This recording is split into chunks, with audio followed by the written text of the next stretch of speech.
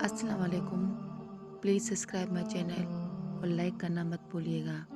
चलिए आज की वीडियो की तरफ चलते हैं। कब्र की तन्हाई से पहले भी कुदरत हमें कई बार तन्हा करती है ताकि हम खालिक से हकीकी ताल्लुक़ को समझ सकें।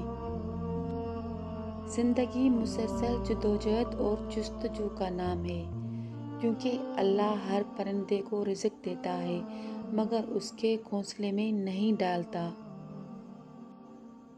खुद को भी वक्त दो, आपकी पहली ज़रूरत आप खुद हैं। ज़िंदगी इस कच्ची पेंसिल की तरह है जो हर रोज़ छोटी होती जाती है।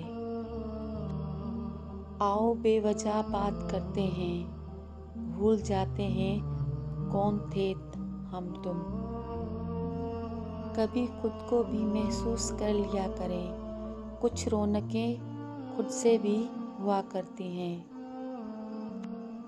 ए अल्लाह ताला ज़ुल जलाल, हमें अपनी मोहब्बत और अपनी तमाम मखलूक़ात की कदर और मोहब्बत करने की तौफ़ीक अता फरमा। धोखा बड़ी कमाल की चीज़ है, कभी खाकर देखो, समझदार हो जाओगे। जदीद दौर के लोग अपने मोबाइल में ही कैद हैं, माहौल की खूबसूरती और दीगर जिम्मेदारियों से गाफिल हैं। इसलिए तो इसका नाम सेल फ़ोन रखा गया है। एहसास क्या है?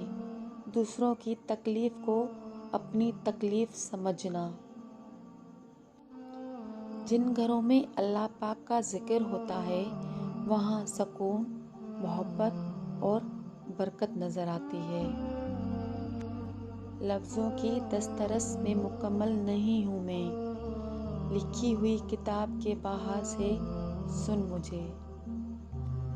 रसूल करीम सल्लल्लाहु अलैहि वसल्लम ने इरशाद फरमाया, मरीज़ की इयादत करने वाला वापस आने तक जन्नत के बाग में रहता है।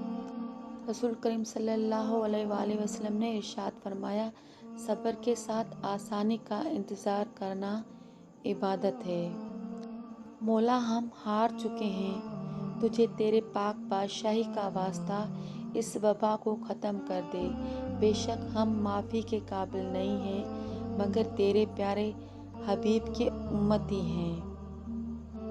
अपने रब को ये ना बताओ कि तुम्हारी मुश्किल कितनी बड़ी है, बल्कि अपनी मुश्किल को ये बताओ कि तुम्हारा अल्लाह कितना बड़ा है। 3 खूबियाँ इंसान को बाकमाल बना देती हैं: ठंडा दिमाग, मीठी ज़ुबान, नरम दिल। अल्लाह रब्बुल इज़्ज़त हम सब को इन खूबियों से नवाजे, आमीन। ए देखने वाले, अपने रब के करम तो देख, जो फरिश्ते शाम को तेरे गुनाह उसके पास ले जाते हैं, वो सुबह उनके ही हाथ तेरा रिज़्क भेजते हैं। न कोई साथ था मेरे, न कोई पास है मेरे, मैं तन्हा था, मैं तन्हा हूँ, मुझे तन्हा ही रहने दो। मेरी ये ज़ात भी मिट्टी, मेरी औकात भी मिट्टी, मैं मिट्टी था, मैं मिट्टी हूँ, मुझे मिट्टी ही रहने दो।